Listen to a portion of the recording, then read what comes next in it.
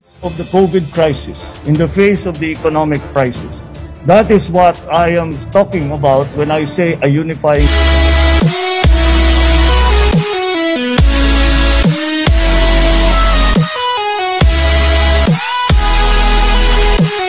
Malapit na kayong magsama-sama sa kulungan.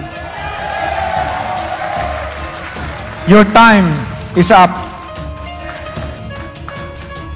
Binigyan namin kayo ng pagkakataon, ngunit kami ay inyong binigo. Naghintay po kami ng mahabang panahon.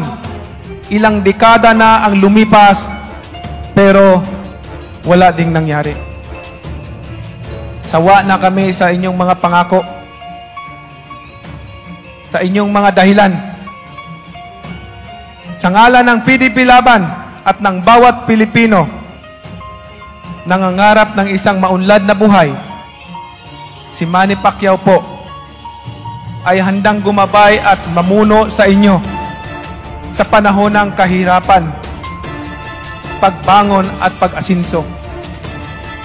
Panahon na magsama-sama po tayo. Ako po ay naniniwala, even the impossible can happen if it is ordained by the Lord. Kahit minsan, hindi tumanggap ng suhol kapalit ng serbisyo publiko, nananatiling walang bahid ng korupsyon, ang siya naming gagamiting pinakamabisang armas. Ang tama ay paglalaban, ang mali ay lalabanan. Isang personal na kredo na aking sinusunod na pamantayan sa mahabang panahon ng aking panunungkulan bilang isang sundalo ng sandatahang lakas ng Pilipinas, isang alagad ng batas at hepe ng pambansang pulisya, presidential assistant ng dating Pangulong Benigno Aquino III at senador ng Republika. Panahon na upang maipanumbalik ang dignidad at respeto sa sarili ng bawat Pilipino sa loob at labas ng ating bansa. I will be a healing president.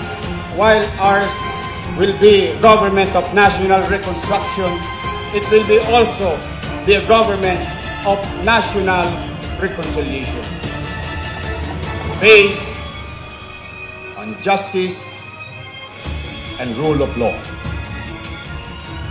Hindi ko po isisisi sa nakaraan ang problemang ating kakarapin. Buong-buo ang loob ko ngayon. Kailangan nating palayain ang sarili mula sa kasalukuyang sitwasyon.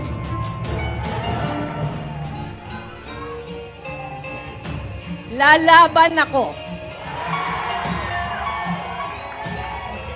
Lalaban tayo.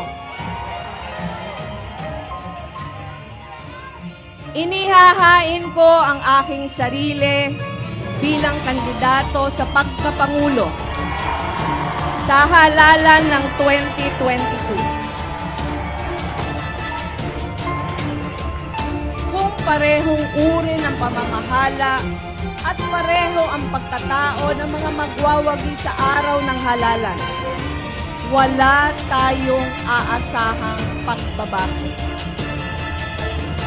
Tatalunin natin ang luma at bulok na klase ng politika.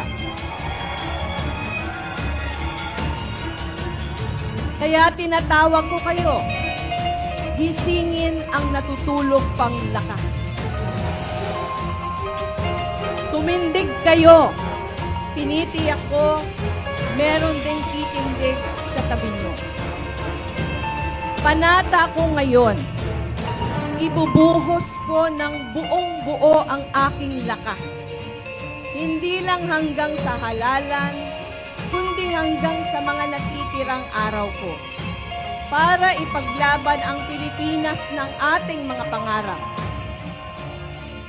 Buong-buo ang tiwala. Magtatagumpay tayo. No, I do not have any fight with VP Lenny. I'm running for president. I'm not fighting against anyone. We have the Senator Ping is filing as we speak. So it's not going to be that kind of election. Marami kami. I would not file my certificate of candidacy if I was not ready to campaign, if I was not ready to answer all your questions, and if so I am ready to answer your questions, I'm ready to campaign, and that's what we're going to do. In my view, those questions have all been answered. So we unify now in the face of the COVID crisis, in the face of the economic crisis. That is what I am talking about when I say a unifying leadership. Yan ang kailangan natin ngayon. At siguro ang hangarin ko, ang layunin ko ay makapagbigay ng tinatawag nga na unifying leadership para magkaisa mga Pilipinong harapin natin itong COVID, harapin natin ang pag-ahon at pagbukas ng ating ekonomiya. Yun ang aking layunin. Yun ang ating pangarap para dito sa. That is why I call it a unifying leadership because it requires leadership at a leadership that unifies the country. That's not tolerant. Gaganti na ako sa 2022. What do you do, sir? You know what to do with a big butt. Talking yellow, Teach me how to do it.